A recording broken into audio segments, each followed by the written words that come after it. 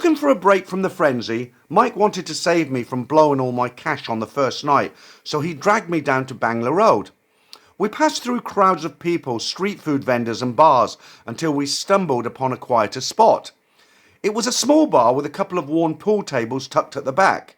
Mike's face lit up. He was somewhat of a pool shark. He was in his element. That was where I met her, Pom. She was a bar girl, but there was something different about her. She had a naughty laugh and a knack for hustling the guys at pool, all while teasing and laughing at our expense. She was half my age, dressed in a revealing outfit and flirtatious. It was obviously part of the job, but I did not care. I was hooked. For the first time in months, I felt alive.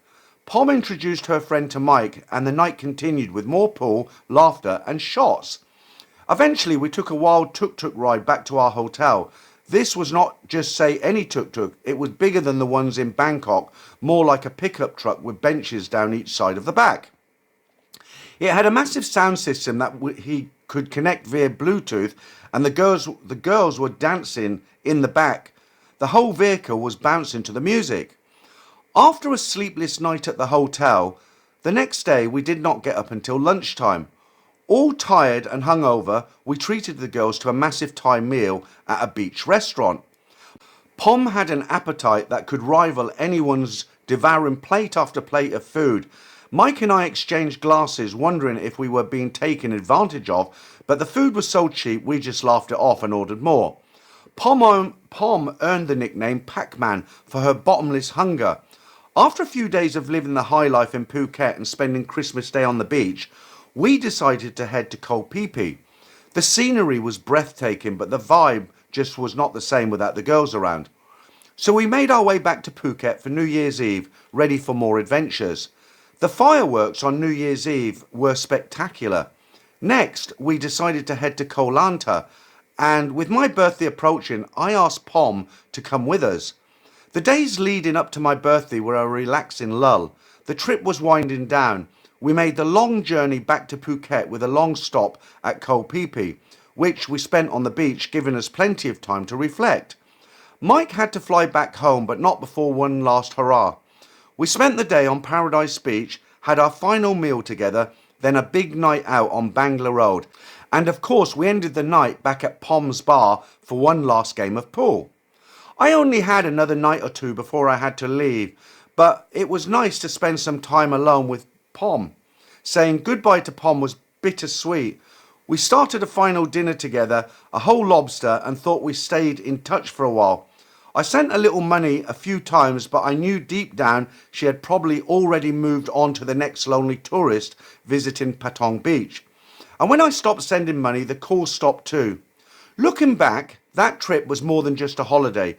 It was a rebirth. It was a birthday like no other, filled with laughter, chaos, and profound sense of being alive again. Thailand did not just give me an adventure, it gave me back a piece of myself that I had lost. And I will never forget the bar girls, the wild tuk-tuk ride, or my fantastic birthday cake eaten by strangers.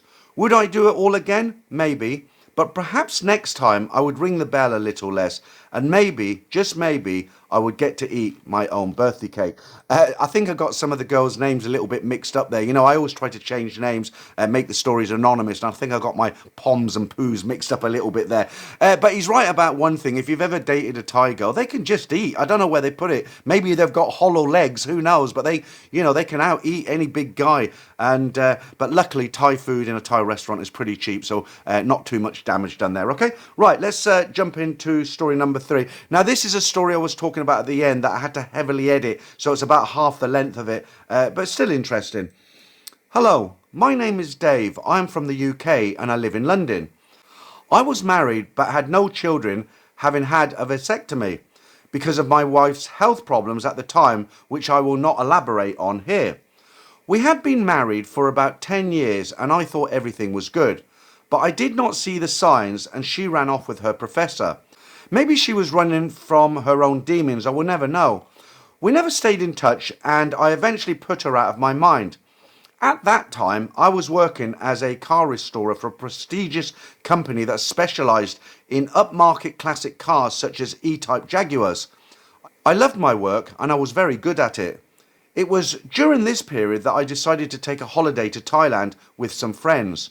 We wanted to experience Thailand and see what it had to offer.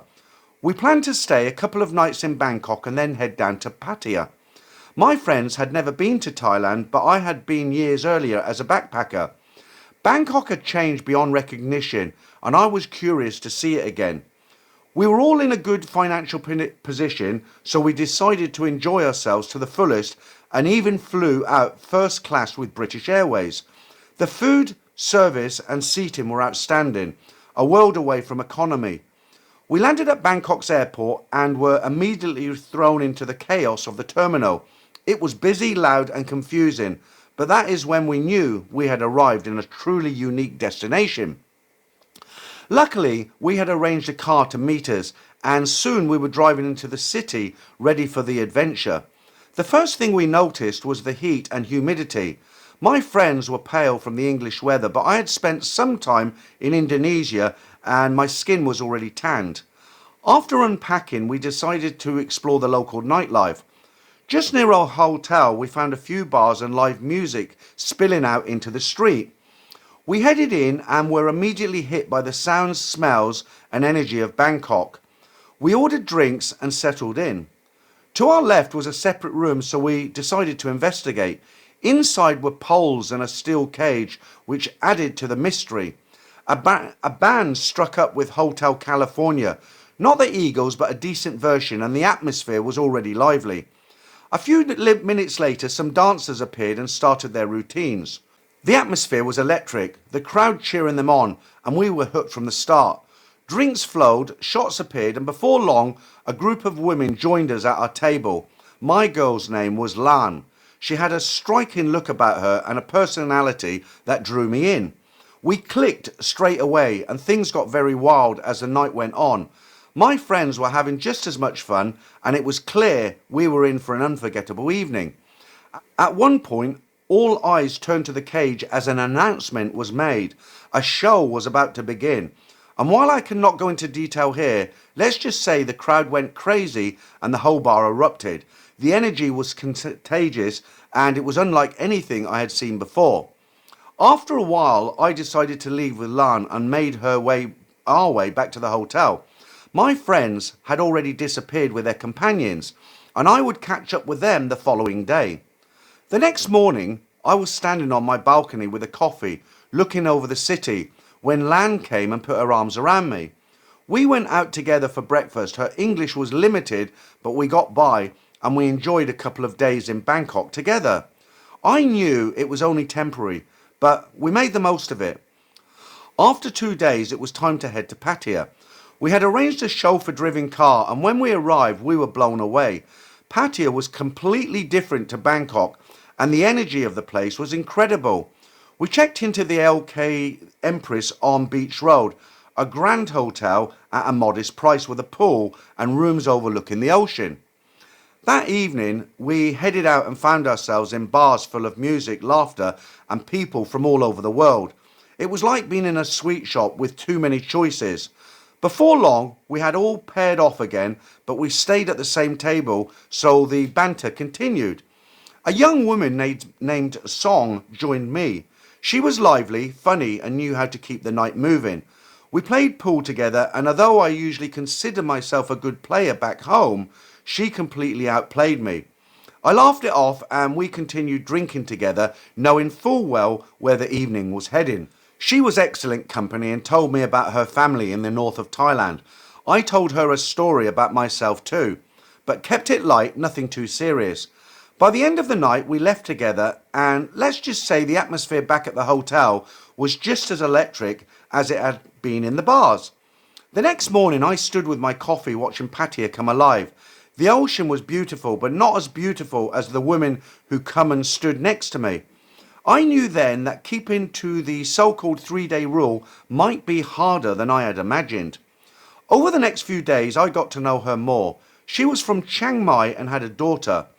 We spent time together, sometimes with my friends, sometimes just the two of us, enjoying meals, exploring the city, and simply living for the moment. There were times when little warning bells went off in my head, but I pushed them aside. The holiday was turning into more than I expected. Looking back now, I know I let myself get carried away, but at that time I was swept along by the whole experience. Thailand has a way of doing that to you. You arrive thinking you are in control, but the country, the people, and the atmosphere draw you in deeper and deeper. It is a place that can give you some of the best nights of your life, but it can also teach you some very tough lessons.